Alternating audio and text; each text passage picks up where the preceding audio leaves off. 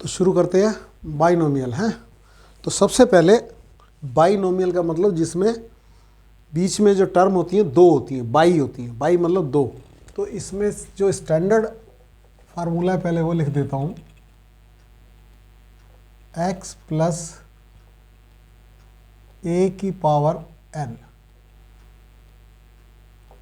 तो ये binomial expansion जो होता है ये होता है NC0 x की पावर, इन दोनों का डिफरेंस होता है, x की पावर इनका डिफरेंस, तो n माइनस जीरो n, और a की पावर ये जो नीचे लिखी होती है c के, यानी कि 0। अब नेक्स्ट NC1 x की पावर कितनी हो जाएगी, n माइनस 1, और a की पावर 1। फिर NC2 x की पावर इन दोनों का डिफरेंस n माइनस 2, a की पावर जो ये c के नीचे होता है A2। इस तरह से टर्म चलती जाएंगी। बीच में एक टर्म आएगी जिसको कि हम जनरल टर्म बोलते हैं, वो r+1 टर्म होती है। तो वहाँ हो गया NCR, r+1 टर्म कौन सी होगी, NCR। क्यों, 0 से शुरू हो रहा है। जब 1 है फर्स्ट टर्म है तो वहाँ C 0 है, जब सेकंड टर्म है तो C 1 है, जब थर्ड टर्म है तो C 2 है। तो r+1 टर्म जब होगी तो r एक कम होगा, r+1 से एक कम यानी कि r। अब बाकी ये x की पावर कितनी होती है, इन दोनों का डिफरेंस n माइनस r, और a की पावर जो इसके डिनोमिनेटर में होती है प्लस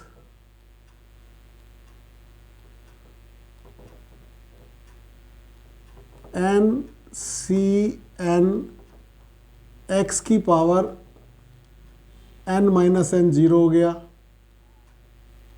और a की पावर n हो गया।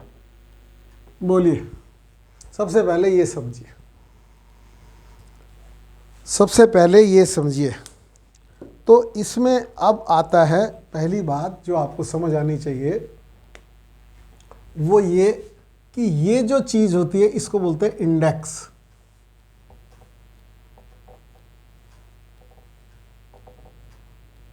ये है n, ठीक है, ये है n। अब यहाँ क्या है, 1 से n तक n टर्म होगी, एक टर्म ये भी है NC0, तो n+1 टर्म होगी। और टर्म किसको बोलते हैं, जैसे ये टर्म है, ये टर्म है, इसको टर्म बोलते हैं। तो ये जो टर्म है ये कितनी होंगी, नंबर ऑफ टर्म, इंडेक्स से एक ज़्यादा होती है, number of terms. Number of terms कौन सी, ये 1 2 3 ऐसे काउंट करेंगे तो नंबर ऑफ टर्म कितनी होंगी, n+1, ठीक है। अब नंबर ऑफ टर्म जो सी n+1 होती हैं, चूंकि इसमें बाइनोमियल होता है, दो होती हैं बीच में, तो मैं आपको एक बात और बताता हूं। जैसे इंडेक्स जो सा है, यानी कि मैं इंडेक्स की जगह n लिख रहा हूं, n = आपका 12 है। तो नंबर ऑफ टर्म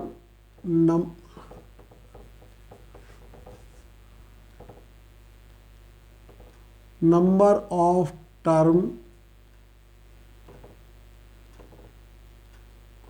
= 13 होंगी। BRC में ये भी क्वेश्चन आया हुआ है। n = 11 हो तो नंबर ऑफ टर्म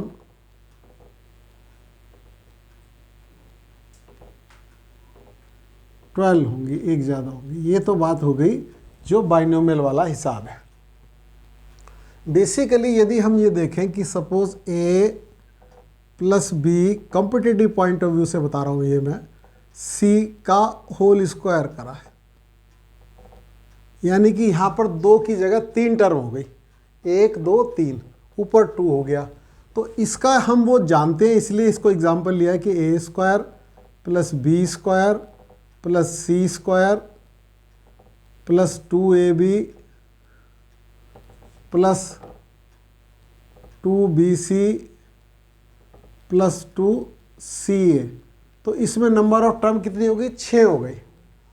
समझ रहे? तो ये वाला फार्मूला जो सा ना n है, n+1 एक बढ़ के होती है, ये सिर्फ किस में लगता है? जो बाइनोमियल होता है, जिसके अंदर 2 टर्म्स होती हैं, ये x प्लस a है या कोई और हो, p प्लस q हो, तो उसी केस में नंबर ऑफ टर्म जो सी होती है एक ज़्यादा होती है।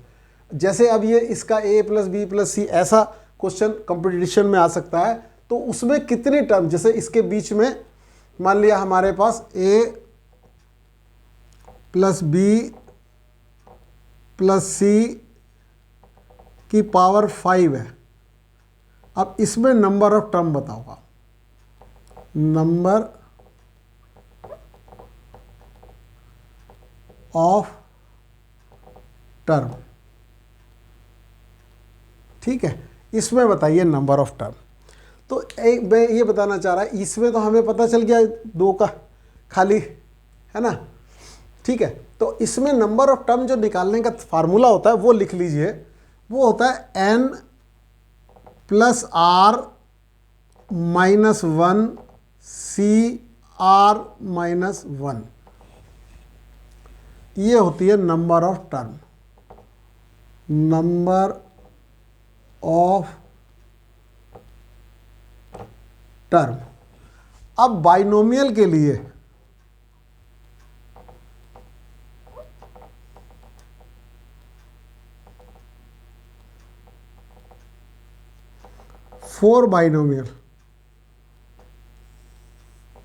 बाइनोमियल के लिए आर की वैल्यू, एन की वैल्यू तो एन ही होती है,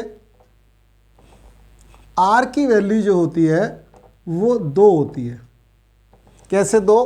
जो ये 1 और 2, यही आर की वैल्यू होती है इस वाली टर्म में। ये फार्मूला बहुत अच्छी तरह से याद रखना, ये नॉर्मली आपको हर जगह लिखा हुआ मिलेगा नहीं। तो नंबर ऑफ टर्म जो सी होती हैं वो n plus R minus 1 C R minus 1। अब मैं क्या कह रहा हूँ आपको, r क्या होता है? ये जो टर्म होती है 2 हैं, जैसे इसमें 3 हैं। n जो सा होता है इंडेक्स होता है, n क्या होता है? इंडेक्स होता है, और उसके अंदर जो टर्म होती हैं वो r होती हैं। अब सपोज हम सबसे पहले फॉर बाइनोमियल लेते हैं, तो n n ही है, n n ही है, r की जगह +2 हो गया, -1 C R 2 -1 is equal to, ये हो गया n+1 c1। इसको आप जानते हैं n+1 का एक फैक्टर करना है और नीचे 1 से डिवाइड करना है, तो इसलिए इसमें नंबर ऑफ टर्म जो सी होती है वो n+1 होती है। बोलिए, क्लियर हुआ, समझ आया? अब मैं दूसरा केस बताता हूँ, जैसे ये वाला, इसका हमें मालूम है, तो इसमें हमने n इज इक्वल टू हमारा आ गया 2, सही है। n की वैल्यू कितनी हुई? 2। r की वैल्यू कितनी हुई? 3। बोलो, समझ आ रहा है? r की वैल्यू 3। तो अब यदि हम इसमें निकालें इस फार्मूले से, तो 2 + 3 - 1 सी कितना? 3 - 1, तो कितना हो गया ये? 2 + 3 5 - 1 4 4 C2, और 4 C2 की वैल्यू आपको निकालनी आनी चाहिए। 4 × 3 2 × 1, तो ये आपका 6 आ गया। तो समझ आया ये 6 टर्म कैसे होती हैं? अब जैसे मान लिया n इज इक्वल टू मेरा है 5 और r इज इक्वल टू है 3, यहाँ कुछ भी चेंज हो सकता है, बस खाली आपको ये निकालना आना चाहिए। तो 5 + 3 - 1 C 3 - 1 is equal to 7C2, यानी कि इस वाली टर्म में कितनी टर्म होंगी वो निकाल के बता रहा हूं मैं आपको। ठीक है, समझ आ गया। बाइनोमियल में तो सीधा सीधा से एक टर्म बढ़ा देते हैं, लेकिन वो कैसे बढ़ाते हैं वो आपको मैंने समझाने की कोशिश करी। लेकिन दूसरे वालों में आप समझ लीजिए, ये फार्मूला आप अच्छी तरह याद कर लीजिएगा, ये किसी में भी निकाल सकते हैं जिसमें बाइनोमियल नहीं और भी हो तो 7C2 का मतलब होता है 7 × 6, 2 × 1 इज इक्वल टू 21। इसमें जो है 21 टर्म होंगी। आपसे क्वेश्चन पूछ लिया जाए तो आप बताएंगे कितनी टर्म होंगी? 21 टर्म होंगी।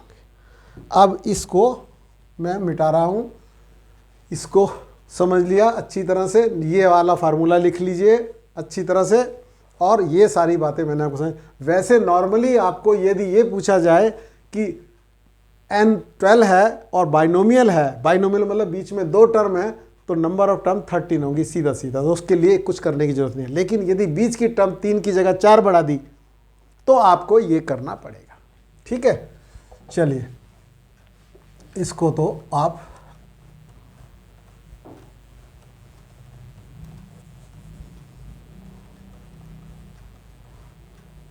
अब दूसरी बात एक और बताना चाहता हूं, और फिर उसके बाद यदि मैं यहां पर इस पर भी बेस क्वेश्चन आया हुआ है, x - a⁴n करता है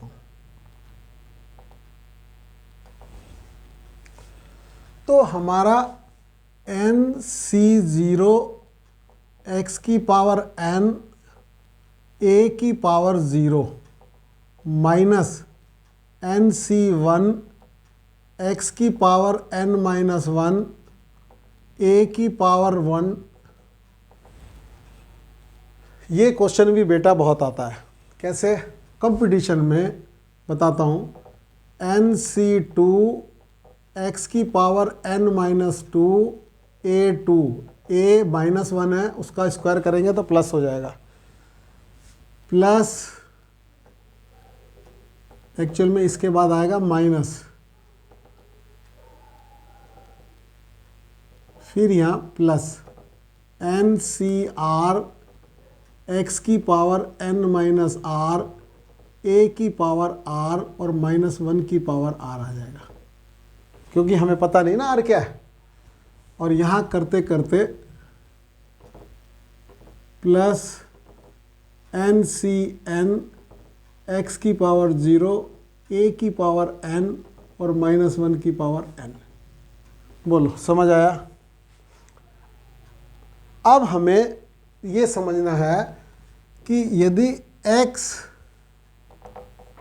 + a, क्वेश्चन क्या आता है वो भी बताता हूँ, कि power n plus x - a⁴n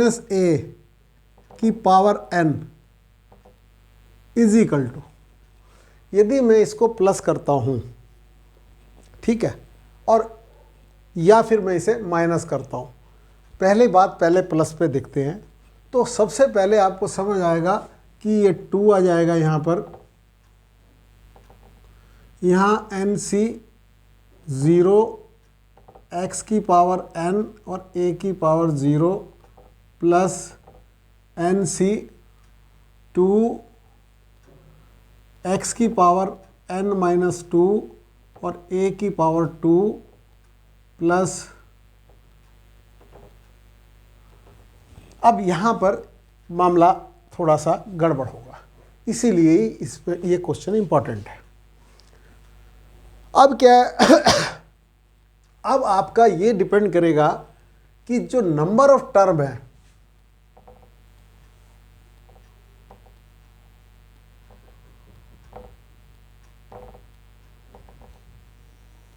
देखो फिर दोबारा से समझा रहा हूं बेटा, नंबर ऑफ टर्म जो सी हैं वो इंडेक्स से एक ज़्यादा होती हैं, इसलिए इंडेक्स नहीं बोल रहा हूं मैं, नंबर ऑफ टर्म बोल रहा हूं।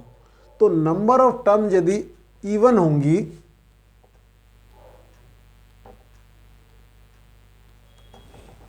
नंबर ऑफ टर्म यदि इवन होंगी तो जो इंडेक्स होगा वो ऑड होगा। बोलो बात समझ आई? अब जब इवन होंगी तो आधी कैंसिल आउट हो जाएंगी, इवन होंगी तो आधी कैंसिल आउट हो जाएंगी। यदि मान लिया जाए सपोज 12 होंगी, तो यदि उसमें ऑड होगा यानी 11 होगा तो टर्म 12 होंगी। 12 वाला जो सा होगा फिर एन सी एन एक्स की पावर 0 और ए की पावर एन जो सा है वो जुड़ेगा, तो ये टर्म 6 हो जाएंगी यदि 12 होती हैं तो। समझ रहे मेरी बात को? यदि ये इवन होंगी term, number of term is equal to even होंगी, तो इंडेक्स ऑड होगा, इंडेक्स ऑड होगा। ठीक है, और इसी हिसाब से हमारा जो इसमें जो इस वाले इसको दोनों को जोड़ने में जो टर्म आएंगी वो उसकी आधी हो जाएंगी। कितनी हो जाएंगी? आधी। अब जैसे मान लिया मैं लेता हूं x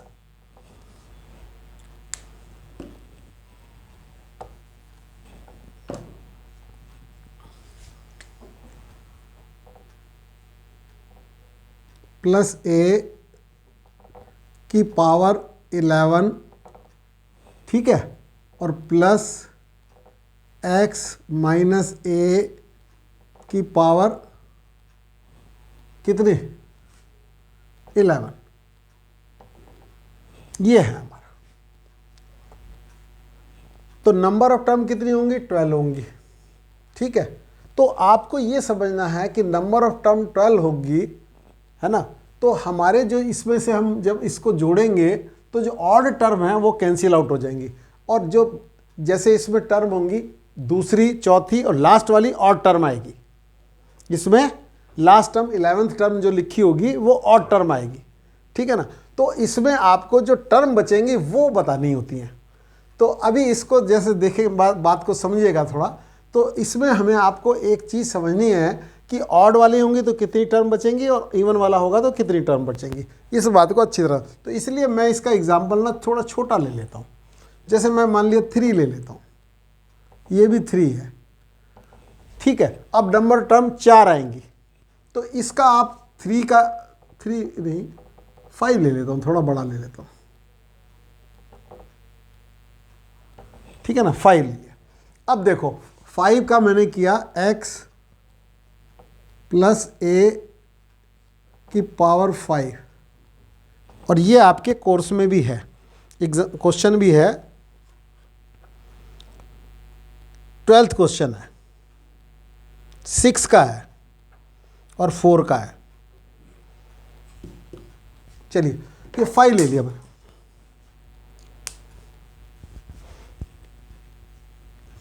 मैंने 5 ले लिया। तो 5 की दोनों केस लेंगे हम, 5 भी लेंगे और 6 भी लेंगे। 5 लेंगे तो यह आएगा 5c0, ठीक है, x की पावर 5 और a की पावर 0 प्लस, अब इसमें सारे प्लस आएंगे, 5c1 x की पावर 4 a की पावर 1 प्लस 5c2 x की पावर 3 a की पावर 2 5c3 x की पावर 2 और a की पावर 3 5c4 x की पावर और a की पावर 4 प्लस 5c5 और x की पावर 0 और a की पावर 5। ठीक है, तो यदि इंडेक्स 5 है यानी ऑड है, अब x माइनस a की पावर 5 हो गया, तो ये 5c0 x की पावर 5 और a की पावर 0, ठीक है, ये माइनस 5c1 x की पावर 4 a की पावर 1 प्लस 5c2 x की पावर 3 a की पावर 2 5c3 ठीक है, x 2a की पावर 3 प्लस 5c4 x की पावर 1 और a की पावर 4 माइनस 5c5 x की पावर 0 और a की पावर 5। अब मैंने इसको ऐड कर लिया। ये टर्म कितनी है 6, ये कितनी है 6। अब इसको मैंने ऐड किया तो एक तो ये गया, एक ये गया और एक ये गया, तो कितनी बच गई, 1 और 2 बच गई, 3 बच गई। समझ गए? तो आपकी नंबर ऑफ टर्म 2 कितनी बच गई, 3 बच गई। तो 5c0 x की पावर 5 a की पावर 0 प्लस 5c2 x की पावर 3 a की पावर 2 प्लस 5c की पावर 4 x की पावर 1 और a की पावर 4। तो इसमें आपको जो ये इंडेक्स होगा उसमें एक जोड़ के आधा कर दीजिएगा। जैसे समझ गए, ये बेसिक बना लीजिए। यदि वो ऑड होता है, यदि वो ऑड आता है तो उसमें 1 ऐड करके हाफ कर दीजिएगा, नंबर ऑफ टर्म है। तो नंबर ऑफ टर्म जो सी होंगी, number of term is equal to n plus 1/2 when n is odd. और n क्या है, n इज इंडेक्स है। तो ये याद रखना, n इंडेक्स है तो क्या करना है हमें, यदि n इंडेक्स ऑड है तो ऑड में एक जोड़ेंगे तो इवन हो जाएगा और डिवाइडेड बाई 2 हो जाएगा। बात समझ आ गई? तो इस वाले केस में यदि ऑड होता है तो आपको नंबर ऑफ टर्म जोन सी होती है, जैसे यहाँ ऑड में कोई नंबर बोलूँ ऑड, जैसे मैं आपसे बोलूँ कि x प्लस a की पावर 17, ठीक है, और प्लस x माइनस a की पावर 17, तो आपको समझ आना चाहिए 17 प्लस 1 18, 18/2, 9 2 18 होता है, तो 9 टर्म होंगी। ठीक है, अब हम लेते हैं इवन नंबर वाला। अब लेते हैं इवन नंबर वाला। इवन नंबर में x प्लस a, ये ध्यान रखना है। तो कितनी होंगी, ऑड वाले में आधी, जो इंडेक्स है उसमें एक जोड़ दो, या जो टर्म होती है उसकी आधी आ जाती है। अब और इवन वाले में मैंने 4 ले लिया। ठीक है, तो 4c1 x की 0 x की पावर 4 और a की पावर 0 प्लस 4c1 x की पावर 3, ठीक है, a की पावर 1 प्लस 4c2 x की पावर 2 और a की पावर 2 प्लस 4c3, ठीक है, x की पावर 1 और a की पावर 3 प्लस 4c4 x की पावर 0 और a की पावर 4। ठीक है, अब यहाँ किया मैंने x माइनस a। ऑड वाले में क्या करते हैं, इंडेक्स यदि ऑड हो तो 1 प्लस करके और उसे डिवाइड कर देते हैं 2 से। इस वाले में देखो, ये 4c0 x की पावर 4 a की पावर 0 माइनस 4c1 x की पावर 3 a की पावर 1, ठीक है, प्लस 4c2 x की पावर 2 a की पावर 2 माइनस 4c3 x की पावर 1 और a की पावर 3 प्लस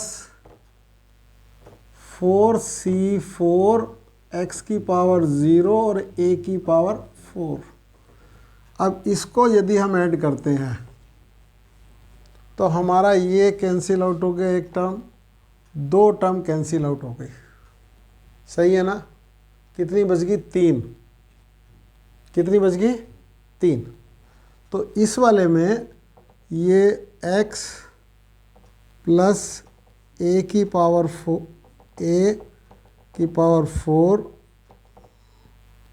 ठीक है, प्लस x माइनस a की पावर 4 इज इक्वल टू 2, ठीक है। 4c0 x की पावर 4 a की पावर 0 प्लस 4c2 x की a की पावर 2, ठीक है, 0 2 और फिर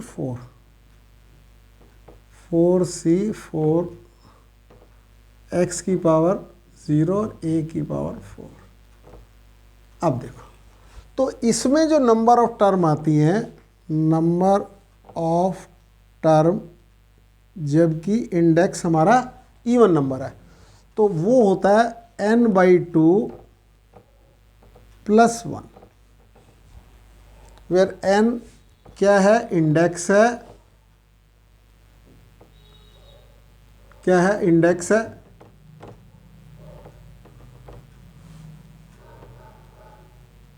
ठीक है, और क्या है? n is even number. अब यदि मैं आपसे पूछूं जिसमें 12 टर्म, इंडेक्स 12 है, उसमें नंबर ऑफ टर्म कितनी होंगी? 7। तो 12 जिसमें है उसमें 12/2 यानी कि even by 2 he natural number आएगा, तो 12/2 प्लस 1। तो बात आपको समझ आ गई। तो दोनों केसेस को समझ लीजिए कि हमारी नंबर ऑफ टर्म कितनी आएंगी। इवन वाले केस में नंबर ऑफ टर्म कितनी आएंगी और ऑड वाले केस में आएंगे कितनी, तो ये समझ लीजिए।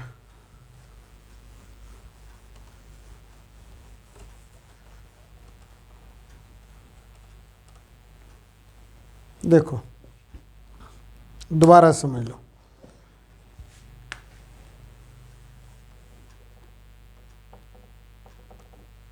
इंडेक्स जो सा है वो इवन ऑड नंबर है, ऑड नंबर, और इक्वल टू n है। कितना है? ऑड नंबर, ठीक है। तो इन दोनों को ऐड करेंगे, x प्लस a की power n plus x minus a की पावर n, तो नंबर ऑफ टर्म आएंगी दोनों में मिला के, नंबर ऑफ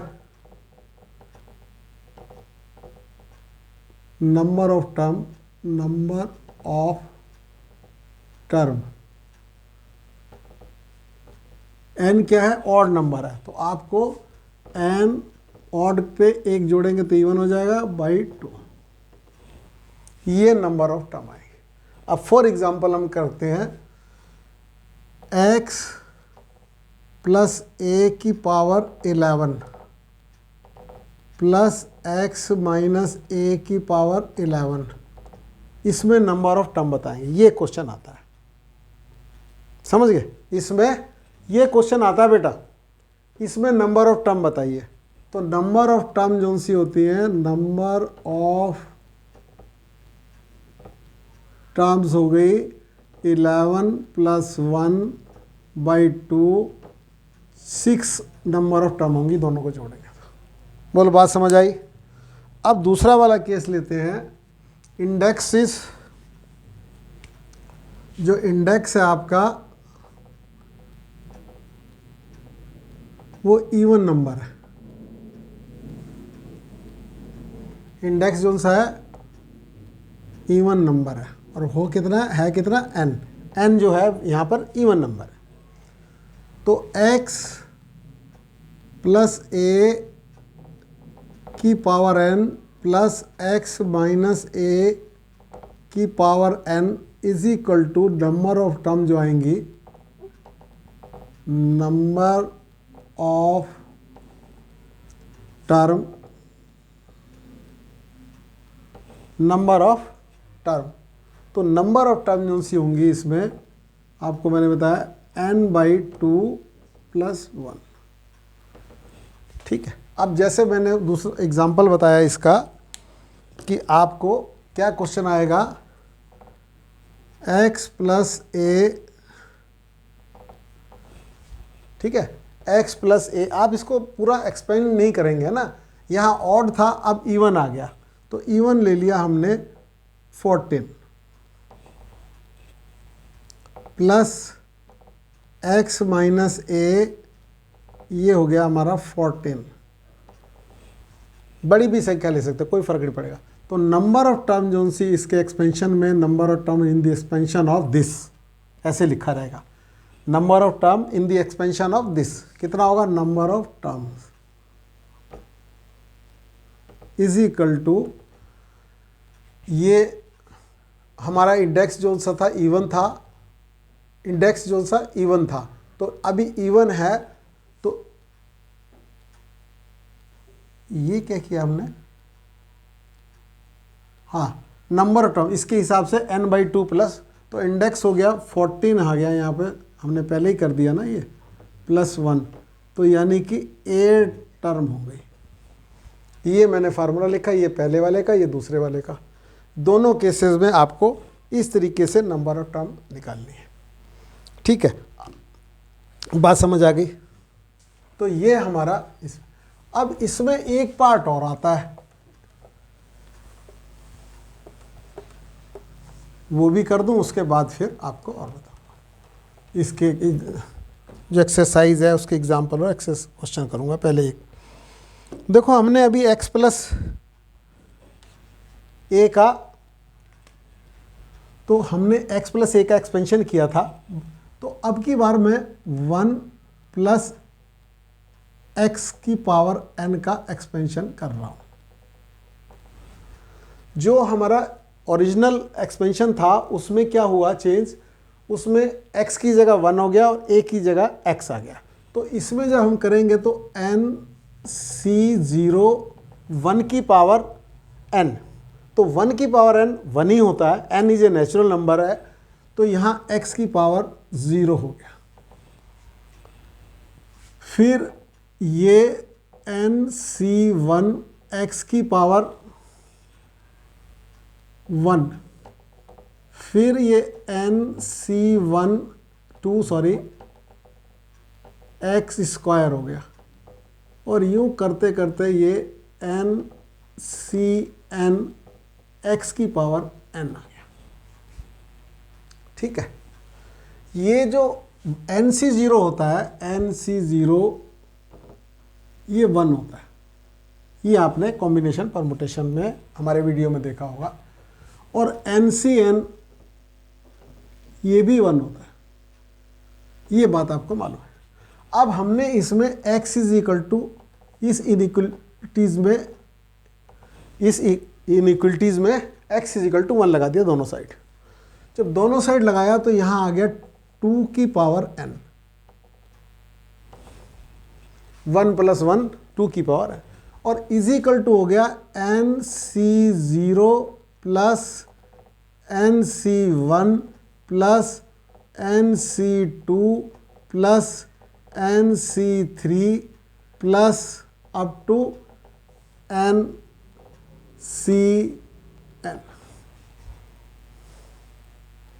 समझ आया? तो अब इसमें ज़्यादातर इस पर बेस जो क्वेश्चन बनता है वो कैसे बनता है, आपको इसके बेस क्वेश्चन है वो बोलेंगे आपको बनाइए 10c1 plus 10c2 plus 10c3 up to 10c10, इसकी वैल्यू बताइए। ठीक है, आप जानते हैं कि यदि इसमें 10c0 और होता यानी कि जो नहीं है 10c0 और होता ये, तो इसकी वैल्यू 2 की पावर 10 होती है इस वाले फार्मूले से। तो ध्यान दे लेना, उसमें ये नहीं लिखा होगा, तो इसलिए मुझे चाहिए सिर्फ इसकी वैल्यू। तो आप क्या करेंगे, और ये मैंने बता दिया आपको NC0 1 होता है, तो आपको इसका मतलब ये हुआ कि 10C1 plus 10C2 plus 10C3 up to 10C10 is equal to 2 की पावर 10 माइनस 1 होगा। ठीक है, अब मैंने आपको बताया था कि 2 की पावर 10 को आप हमेशा याद रखना, ये 1 किलोबाइट होता है, तो 1 किलोबाइट 1024, मैंने कहा ये आप जरूर याद रखना हमेशा। तो फिर यहाँ पर आ गया इसका मतलब 1024 minus 1 is equal to 1023 answer आएगा। कोई बड़ी कैलकुलेशन भी नहीं है कहीं आप सोचो, लेकिन क्वेश्चन ये ऐसा आता है, इम्पॉर्टेंट क्वेश्चन है कंपटीशन के पॉइंट ऑफ व्यू से, कि इसमें ये समझना चाहिए कि 2 की पावर n ये होता है, और वो ज़्यादातर ये देते हैं। यदि यहाँ से दे देंगे तो 2 की पावर 10 आ जाएगा, है ना, वो नॉर्मली एक को छोड़ देते हैं, और इसकी वैल्यू आपको मालूम ही होती है। चलिए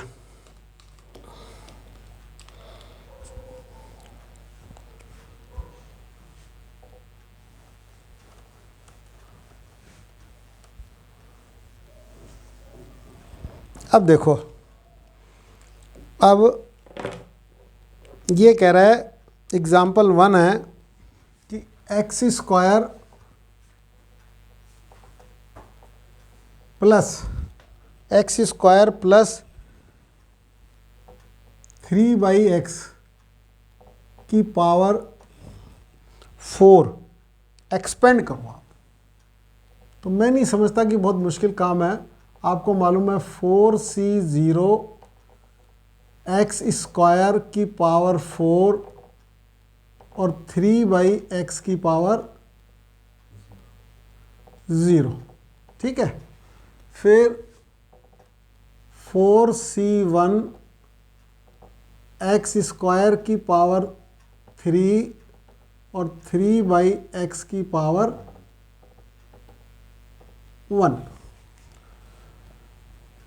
4c2 एक्स स्क्वायर की पावर 4, ठीक है, और 3/x स्क्वायर की पावर 3/x स्क्वायर की पावर, ये 2 आएगा और ये 2 आएगा, ठीक है। तो और प्लस 4c3 एक्स स्क्वायर की पावर 1 3/x स्क्वायर की power 3 plus 4c4 x square की पावर 0 और 3/x स्क्वायर की पावर 4, ठीक है। अब देखो, अब इसको देखो बेटा, 4c0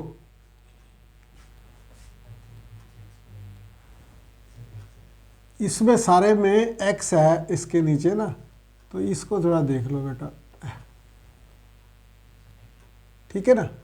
तो ये एक्स स्क्वायर नहीं है, वो क्वेश्चन में x है, ये देखो 2 जगह x, ठीक है। अब बेटा हमें क्या करना है, सिंप्लीफाई करना है। सबसे पहले तो हमें ये समझ आना चाहिए कि 4c0 की वैल्यू 1 होती है और 3 की पावर 0 की वैल्यू भी 1 होती है। तो यहाँ x की पावर 4 2 जा 8 हो गया, ठीक है।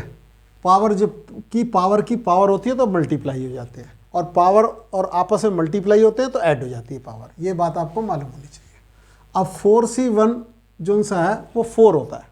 4C1 देखो 4C0 1 4C1 4 4C2 4 into 3 4 into 3 2 into 1, तो ये 2 से 6 होता है, और 4C3 4 होता है, क्योंकि 4C3 4C1 के बराबर होता है, और 4C4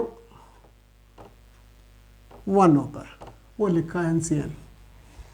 तो उसके हिसाब से आप देखेंगे तो इस वाले में 4 3 जा 12 आ जाएगा, और x की पावर 3 2 जा 6, और एक ये माइनस हो जाएगी तो 5 हो जाएगी। नेक्स्ट ये 4C2 6 होता है, और 3 3 जा 9, 3 का स्क्वायर 9, तो 9 6 जा 54, तो यहाँ आ गया हमारा 54। ठीक है, और x की 4 हो गया और 2 इसमें से कम हो गए तो x स्क्वायर आ गया।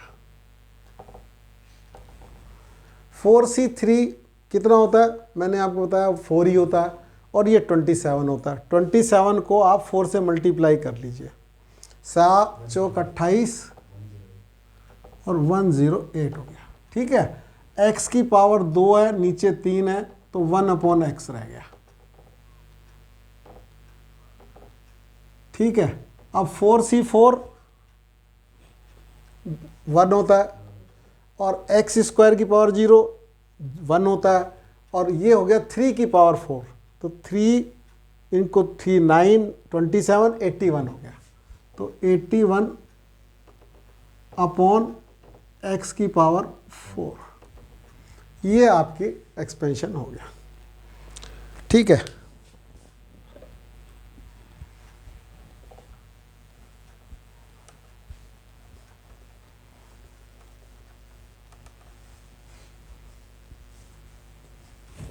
अब जैसे दूसरा है 98 की पावर 5 है, इसको आपको बताना है 98 की पावर 5।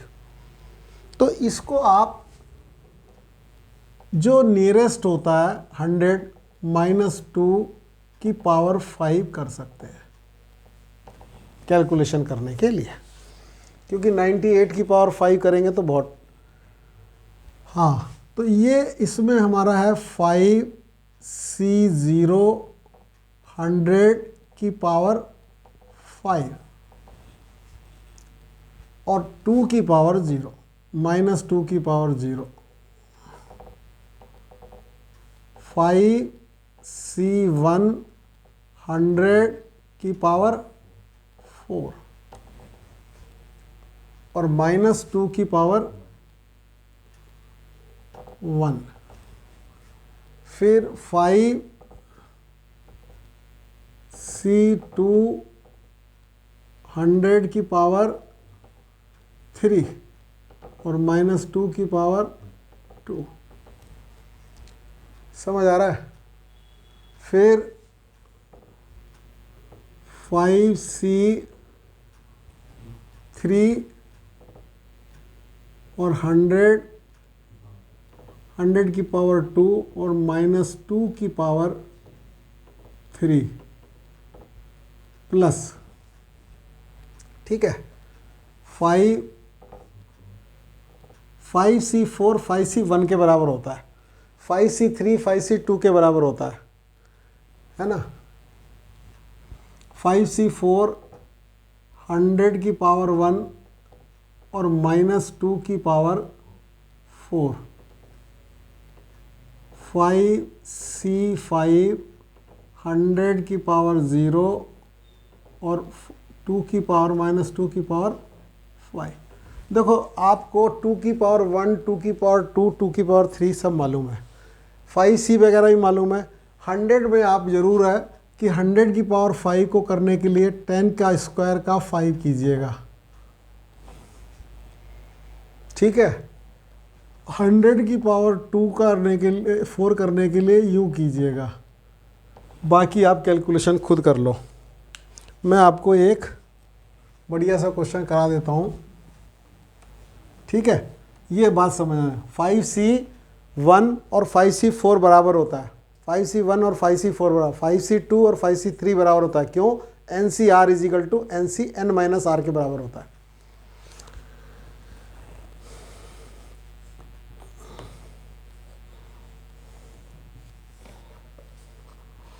ये क्वेश्चन है, ये बहुत आता है। 2 क्वेश्चन मैं कराऊंगा, 14 और 13। तो 14 क्वेश्चन देखो,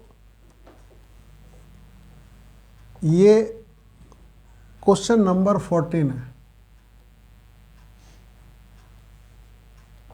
एक्सरसाइज है हमारी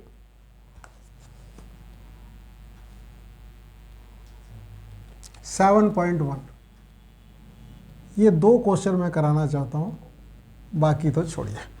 ये है 3 की पावर R, और ये कंपटीशन में आने लायक क्वेश्चन है। और NCR, इसकी वैल्यू बतानी है आपको। वहाँ उसमें तो प्रूव करना है, लेकिन वैसे वैल्यू बनानी है। तो इसको जब हम एक्सपेंड करेंगे R इजिकल टू 0 से लेके n तक, तो सबसे पहले R बराबर 0 लेंगे, ये जो है इक्वल टू लिखेंगे, R बराबर 0, NC 0 प्लस 3 की पावर 1 NC 1, 3 की पावर 2 NC 2, और इस तरीके से आपका चलता जाएगा। और लास्ट में आपका आएगा 3 की पावर n और NCN। सही है। इसको थोड़ा सा और बढ़िया से लिख दीजिए, NC0 3 की पावर 0, NC1 3 की पावर 1, NC2 3 की पावर 2 अप टू NCN 3 की पावर n। ठीक है। अब आप थोड़ा सा देखिए, हम जानते हैं क्या 1 प्लस x की पावर n होता है, तो NC0 x की पावर 0, NC1 x की पावर 1, NC2 x की पावर 2, और ये हो जाता है NCN और x की पावर n। इन दोनों को यदि कंपेयर करता हूं मैं, तो x इज इक्वल टू मुझे 3 मिल जाता है।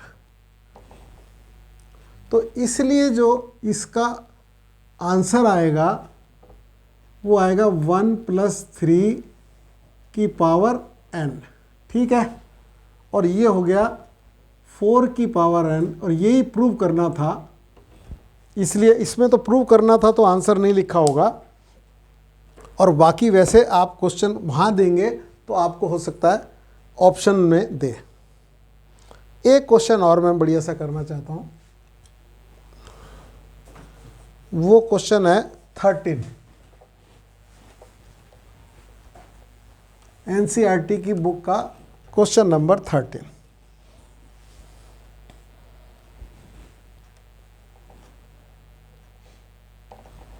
वो ये कह रहा है 9n plus 1 minus 8n minus 9 को यदि हम 64 से डिविजिबल बाई 64, ये 64 से डिविजिबल है, तो इसको डिविजिबल जब लिखते हैं ऐसे तो 64 लैम्डा लिख देते हैं। इसका मतलब होता है दिस डिविजिबल बाई 64, और लिख देते हैं lambda belongs to Z, Z मतलब इंटीजर आना चाहिए। ये तरीका होता है इस क्वेश्चन को लिखने का। ठीक है, अब आपने क्या करना है, 1 + 8 की पावर n+1 लेना है। इसको लेना होता है जो भी यहाँ संख्या होती है और जो भी उसकी पावर होती है। यदि n होता, 9 की पावर n होता तो हम n लेते। अब इसका जो एक्सपेंशन करेंगे हम, तो आप जानते हैं n+1 C0, ठीक है, n+1 C0 और 1 की पावर n+1 और 8 की पावर 0, तो यानी कि 8 की पावर 0 प्लस n+1 C1, ठीक है, और 8 की पावर 1, फिर n+1 C2 8 की पावर 2। आपको एक बात बता दूं मैं, ये NCR ये हमेशा नेचुरल नंबर होगा। ये n और r जो हैं ये अपनी जो वैल्यू हैं उसके हिसाब से होंगे, ये नेगेटिव नहीं हो सकते, 0 हो सकता है इसमें, है ना, लेकिन जो आंसर आएगा हमेशा वो नेचुरल नंबर आएगा। इसका आंसर हमेशा, और नेचुरल नंबर को पॉजिटिव इंटीजर बोलते हैं। क्या? Positive integer. नेचुरल नंबर छोटी क्लास में बोलते हैं जेड पॉजिटिव, पॉजिटिव इंटीजर। तो ये हमेशा आएगा। अब इसके बाद हमने लिखा n+1 C n+1 8 की पावर n+1, ये आ जाएगा। अब आपको मैंने बता दिया कि ये n+1 C2 नेचुरल नंबर है, इसके बाद वाला भी नेचुरल नंबर होगा। तो हमने क्या किया, ये 9 की पावर n+1 कर दिया, ये 1 हो गया हमारा n C0, और यहाँ प्लस आ गया n+1 C1 n+1/1 हो गया, और ये 8 से मल्टीप्लाई हो गया, और इसमें से हमने 64 ले लिया, और यहाँ बच गया n+1 C2 plus n+1 C3 × 8। ऐसे करते करते हमारा ये n+1 C n+1 8 की पावर n-1 है। जब दो नेचुरल नंबर मल्टीप्लाई होते हैं तो रिजल्ट नेचुरल नंबर ही आता है। दो नेचुरल नंबर का मल्टीप्लिकेशन हमेशा नेचुरल नंबर ही देता है, और इस तरीके की प्रॉपर्टी को क्लोजर प्रॉपर्टी बोलते हैं। ठीक है, अब इसको यदि मैं करूं तो n की पावर n+1, ठीक है, ये 8n हो गया, माइनस इधर आ गया तो 8n हो गया, ठीक है, ये 8 + 1 9 हो गया तो -9 हो गया, = 64 हो गया, और ये लैम्डा हो गया क्योंकि ये इंटीजर आएगा, लैम्डा बिलोंग्स टू जेड। ये इंटीजर होगा, नेचुरल नंबर होगा तो इंटीजर होगा, तो इसलिए ये diesel, therefore this is diesel by. हाँ, तो बाकी इसमें जो 11th क्वेश्चन है a + b की पावर 4 - a - b की पावर 4, तो ये भी मैंने बताया ही है आपको, है ना, x + 1 की पावर 6 + x - 1 की पावर 6, ये भी अभी बताया मैंने आपको। तो इस तरीके से आप कर लेना, और जो ये एक्सपेंशन करने हैं तो उसका मैंने सिखा दिया आपको, तो आप इसका एक्सपेंशन कर लेना। तो अब मेरा कहना यह है बेटा कि ये बाइनोमियल तो अब ख़त्म हो चुकी, और यदि कोई बाइनोमियल में कोई प्रॉब्लम हो तो मुझे आप कमेंट बॉक्स में लिखना, है ना, और ज़्यादा से ज़्यादा लोगों को बोलो कि शेयर करें और साथ में सब्सक्राइब करें, और जो टॉपिक आपका अभी छूट रहा है या जो पूछना चाहते हैं उसको आप कमेंट बॉक्स में लिखें। ठीक है।